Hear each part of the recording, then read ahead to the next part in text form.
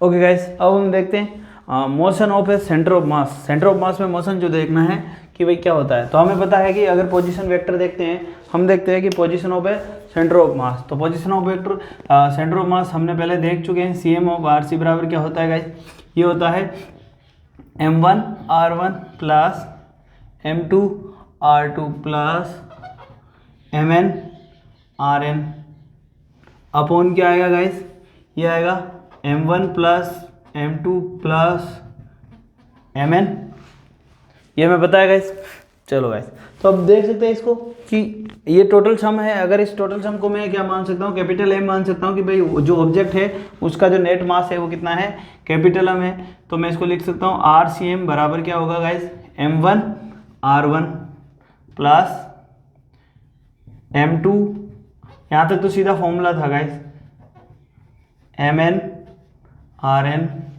और इसका जो मास है गाइस कैपिटल, अगर हम बोल सकते हैं इनका जो है टोटल नेट मास है ऑब्जेक्ट का वो कितना है, M है। सपोज कीजिए कि ये क्या है, इक्वेशन 1 है, या इसको रहने दे अभी।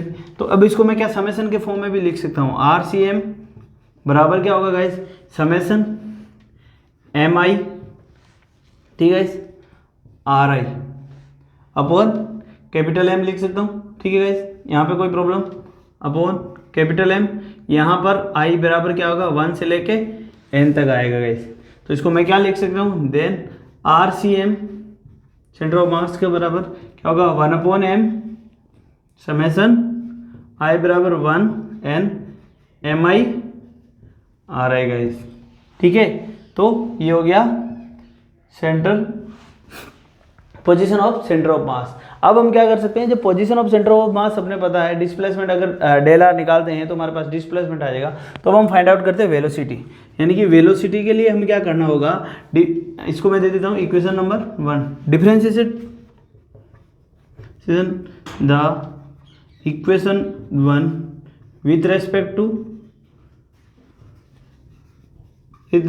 To time. अगर मैं टाइम के साथ इसको डिफरेंशिएट करता हूं तो मेरे पास वेलोसिटी मिल जाएगी, क्योंकि हमने पहले भी पढ़ा है कि डिस्प्लेसमेंट को अगर मैं क्या करता हूं, डिस्प्लेसमेंट को अगर टाइम के साथ डेरिवेट करता हूं तो मेरे को क्या मिलती है, वेलोसिटी। और अगर मैं वेलोसिटी को टाइम के साथ डेरिवेट करता हूं तो मेरे को क्या मिलता है, एक्सेलरेशन गाइस, ठीक है। तो यहाँ पर मैं इसको डेरिवेट करता हूँ तो ये हो जाएगा d of RCM upon dt बराबर होगा 1/m बाहर आ जाएगा, ठीक है, summation I is equal to क्या आ जाएगा, 1n अब m I, और ये हो जाएगा dr I upon dt guys. तो अब मैं इसको डेरिवेट करता हूँ गाइस। तो अगर मैं इसको डेरिवेट करता हूँ तो ये क्या आ जाएगा गाइस, अब यहाँ पर देखो r का क्या हो जाएगा गाइस, वेलोसिटी आ जाएगी, ठीक है।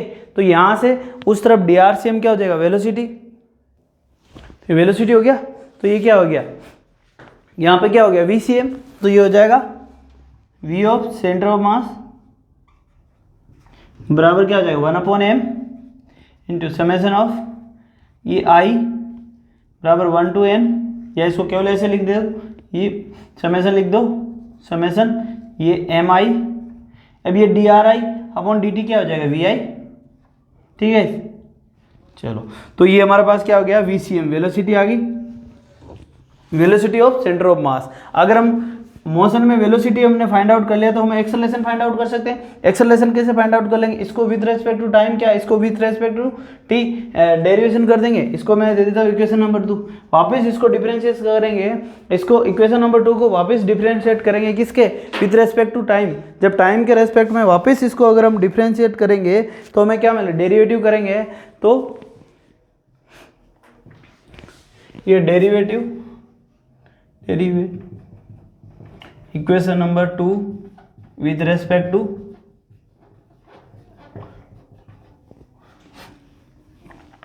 टाइम, ठीक है गाइस। टाइम के रेस्पेक्ट में इसको क्या कर रहे हैं, इक्वेशन नंबर 2 को फिर से डेरिवेट कर रहे हैं। तो ये क्या है, d ऑफ VCM अपॉन क्या आएगा, dt बराबर आ जाएगा गाइस, इधर क्या आ जाएगा, 1/m समेशन बाहर आ जाएगा, MI बाहर आ जाएगा, d ऑफ VI अपॉन क्या आएगा, dt। तो ये क्या हो जाएगा, ये d ऑफ VCM क्या हो जाता है गाइस, ये हो जाएगा एक्सेलरेशन। तो ये हो जाएगा SCM बराबर 1/m summation of M I into D V I D I, ये क्या हो जाएगा ए आई। ठीक है, तो हमारे पास क्या इक्वेशन हो गया। अगर आपको ए सी एम निकालना है तो वो क्या हो जाता है, ये हो जाएगा समेशन ऑफ ये आई इक्वल टू 1 से लेके एन एम आई ए आई अपॉन कैपिटल एम गाइस। तो ये आपके पास आ गया एक सेंटर ऑफ मास का आपको वेलोसिटी मिल गई और सेंटर ऑफ मास का आपको एक्सेलरेशन मिल गया गाइस। ये हो गया बेसिक कॉन्सेप्ट है, आराम से कर सकते हो। अब इसको कुछ लोग चाहते हैं कि भाई इसको मैंने क्या किया, इसको समेशन में क्या है, कुछ ऐसे खोल के भी करना चाहते हैं तो आप खोल के भी कर सकते हो, कोई दिक्कत नहीं है। जैसे कि हमने इसको ड्राइव करना, अब ये यहाँ तो प्लेन है, अगर मैं इसको इस तरीके से भी ड्राइव करना चाहता हूँ, जैसे अल्टरनेट मेथड से अगर आप करना चाहते हो, अल्टरनेट क्या है कि आर सी एम बराबर क्या मिला मेरे को, मैं कर रहा हूँ देखो इसको डेरिवेट करता हूँ, D R C M by D T बराबर क्या हो जाएगा, इधर देखते हैं गाइस, ये क्या हो जाएगा 1/m बार आ जाएगा। अब इसमें मैं ड्राइव करता हूँ तो ये क्या आ जाएगा एम आई बार m1 बार फिर D R1 by D T plus M2 D R2 by D T and Mn D R N by D T.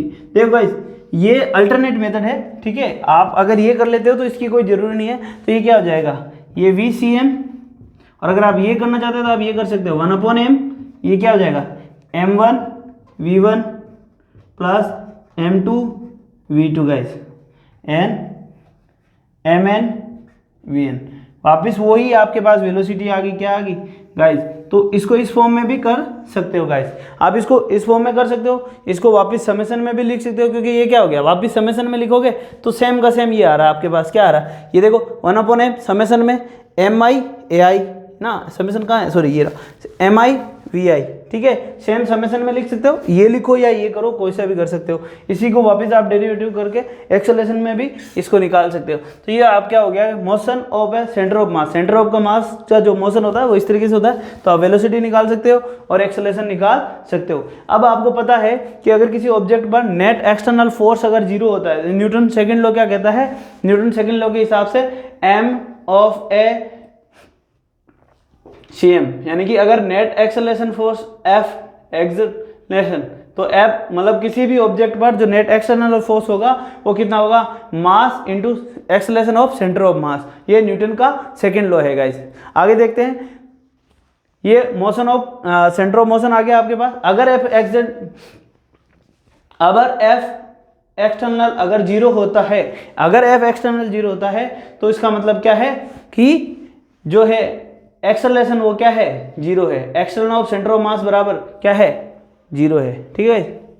चलो, यानी कि एक्सेलरेशन अगर जीरो है, एक्सेलरेशन अगर जीरो है तो वेलोसिटी क्या है, कांस्टेंट है ना, क्योंकि एक्सेलरेशन देखो, एक्सेलरेशन क्या होता है, एक्सेलरेशन क्या होता है dv बाई dt को अगर हम डेरिवेट करते हैं तो अगर एक्सेलरेशन क्या आ रहा है, जीरो आ रहा है, इसका मतलब v क्या है, कांस्टेंट है कि नहीं है। किसी कांस्टेंट नंबर को अगर हम डेरिवेट करते हैं, किसी भी कांस्टेंट नंबर को अगर हम डेरिवेट करते हैं,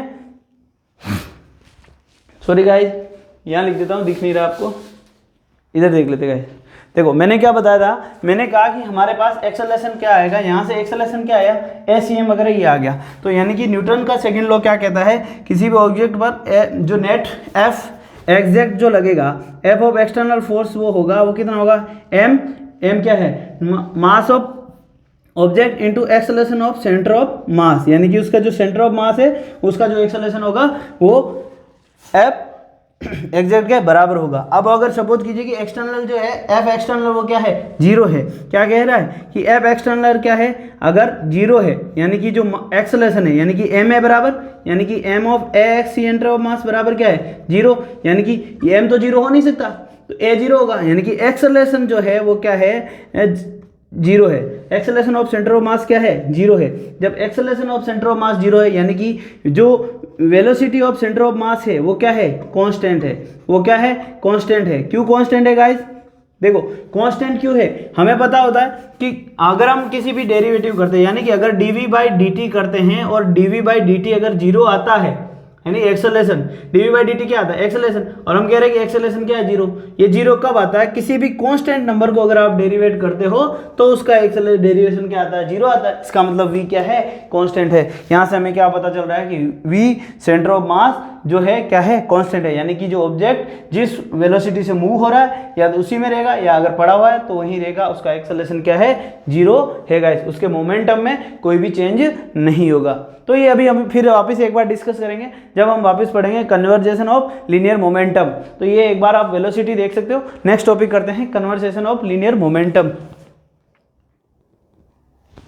गाइस अब हम बात करते हैं कंजर्वेशन ऑफ लीनियर मोमेंटम। देखो दोनों तरीके से बात करेंगे, न्यूटन के लॉ से भी और सेंटर ऑफ मास से भी। तो कंजर्वेशन ऑफ लीनियर मोमेंटम, तो हमें क्या पता है कि हमने पहले पढ़ा है कि RCM जो है वो इक्वल है किसके, m1 r1 plus m2 r2 dot mn rn upon क्या है guys, m1 plus m2 dot mn। ठीक है गाइस। तो हमने क्या देखा कि जब हमने देखा कि भाई RCM हम जानते हैं कि भाई RCM जो है वो क्या है, m1 m2 m1 r1 plus m2 r2 plus R2 plus dot dot dot mn rn ये होता है। ठीक है। अब मैं क्या कर रहा हूँ, इसको डिफरेंशिएट कर रहा हूँ किसके, with respect to time, differentiate with respect to time.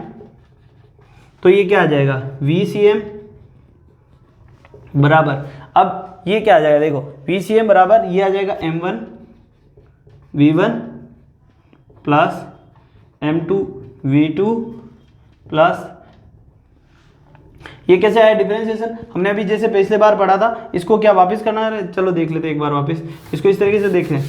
ये क्या आ जाएगा, जब मैं इसको डिफरेंशिएट करूंगा तो differentiate of RCM upon dt बराबर हो जाएगा, ये आ जाएगा m1 dr1 by dt plus m2 dr2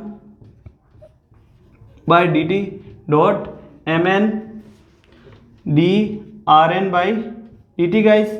नीचे क्या है, नीचे मास है, कांस्टेंट है, m1 plus m2 plus mn guys. कोई दिक्कत, चलो अब क्या लिख सकते हैं इसको, ये VCM हो जाएगा गाइस, यहाँ तक किसी को कोई प्रॉब्लम, ये हो जाएगा m1 v1 plus m2 v2 plus mn vn। ठीक है गाइस। नीचे क्या है, m1 प्लस m2 mn, यहाँ तक कोई प्रॉब्लम। अब मैं इसको पूरे मास को इस तरफ मल्टीप्लाई कर देता हूँ गाइस। जब मैं इस तरफ मल्टीप्लाई कर दूंगा ये हो जाएगा कैपिटल, ये ऑब्जेक्ट का क्या है, कंप्लीट मास, जिसको मैं कैपिटल M से डिनोट कर सकता हूँ। तो ये क्या हो जाएगा गाइस, यहाँ पे देखो ये हो जाएगा m VCM इक्वल हो जाएगा क्या, m1 v1 plus m2 v2 plus mn vn guys.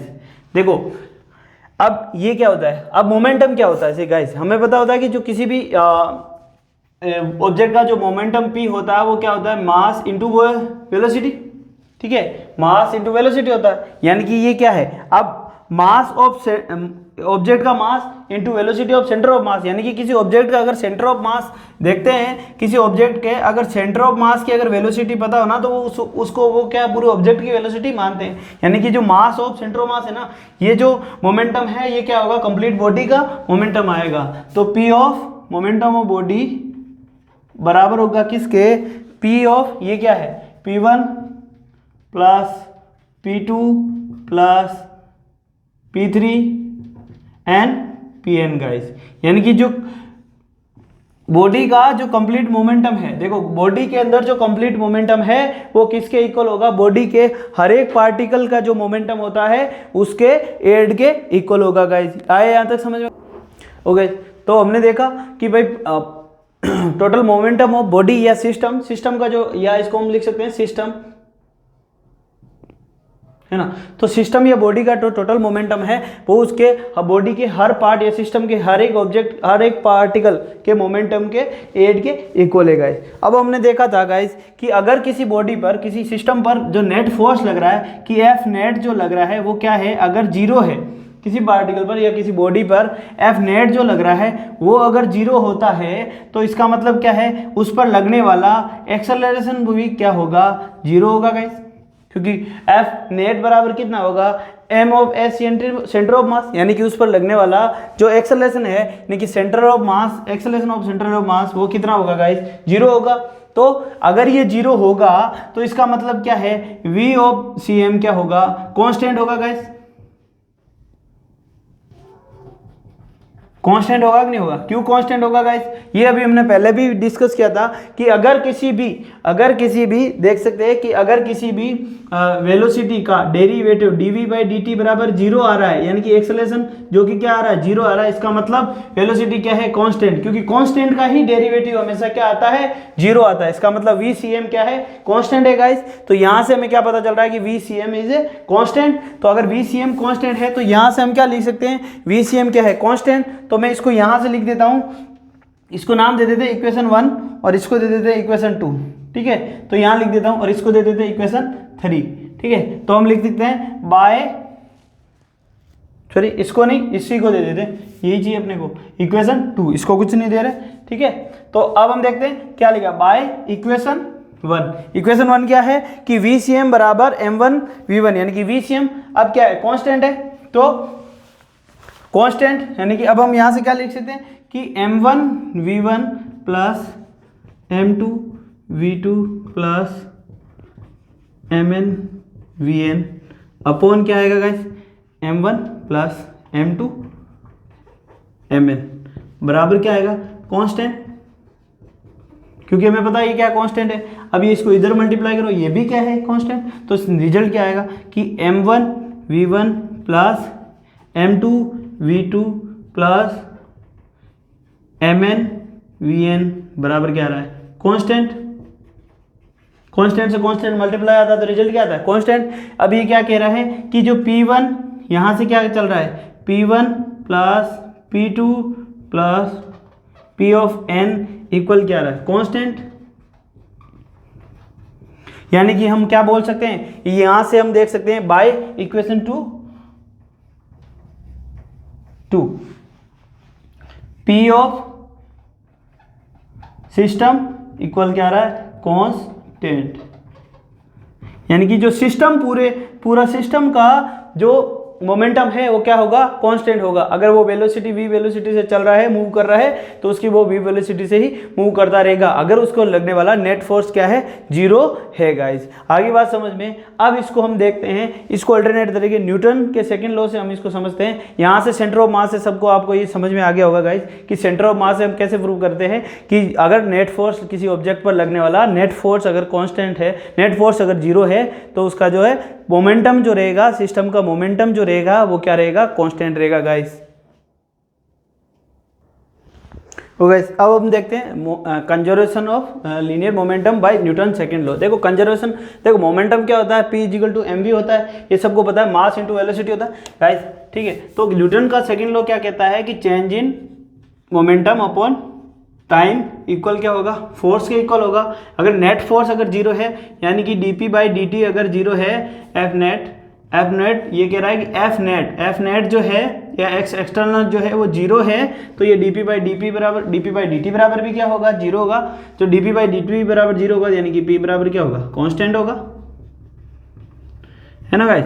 तो ये यहाँ से सीधा सा हो जाएगा गाइस कि भाई change in momentum upon time है ना, dp अपॉन dt दो बराबर किसके होगा, एफ नेट के बराबर होगा। अब ये कह रहा है कि एफ नेट 0 है, यानी कि dp बाई dt बराबर क्या 0 है। यहाँ से हम क्या निकाल सकते हैं, p इज ए कांस्टेंट। तो ये यहाँ से हम निकाल सकते हैं conservation of linear conservation of momentum, है ना, कंजर्वेशन ऑफ लीनियर मोमेंटम। तो ये यहाँ से आप न्यूटन के सेकंड लॉ से भी निकाल सकते हैं गाइस। अब हम देखते हैं इसका एक बेसिक सा एग्जांपल देख लेते हैं गाइस, छोटा सा, कि सपोज कीजिए कि यहाँ पर एक कोई गन है, ठीक है गाइस, कि ये कोई गन है,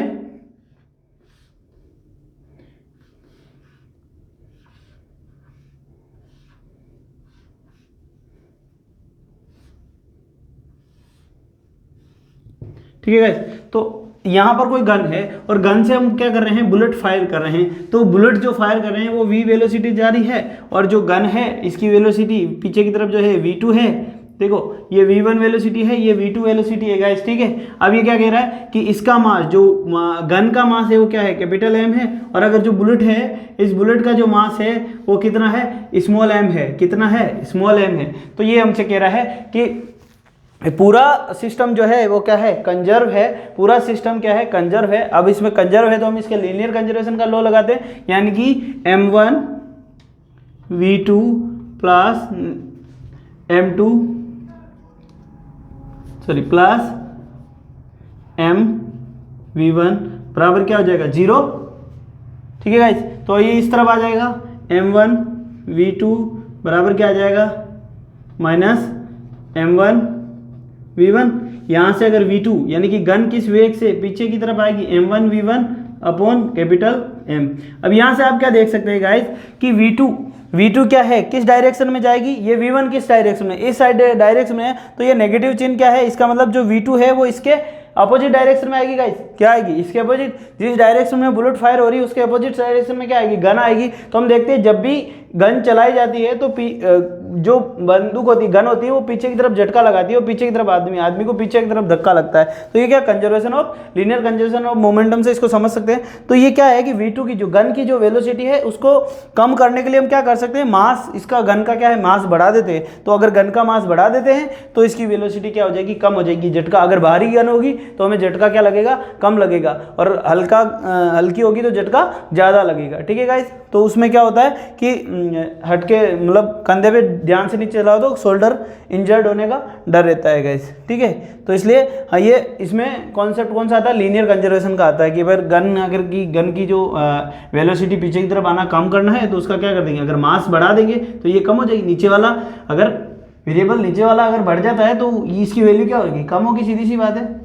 ठीक है, चलो, तो यहाँ से हम निकाल सकते हैं कि भाई ये v2 गन का वेट बढ़ाने से गन की जो पीछे आने की टेंडेंसी है वो क्या हो जाएगी, कम हो जाएगी। तो ये एक एग्जांपल है बेसिक सा, जो क्या है, linear conservation of linear momentum पर बेस्ड है गाइज। ये हो गया आपका कंजर्वेशन ऑफ लीनियर मोमेंटम खत्म गाइज। मिलते हैं नेक्स्ट वीडियो में।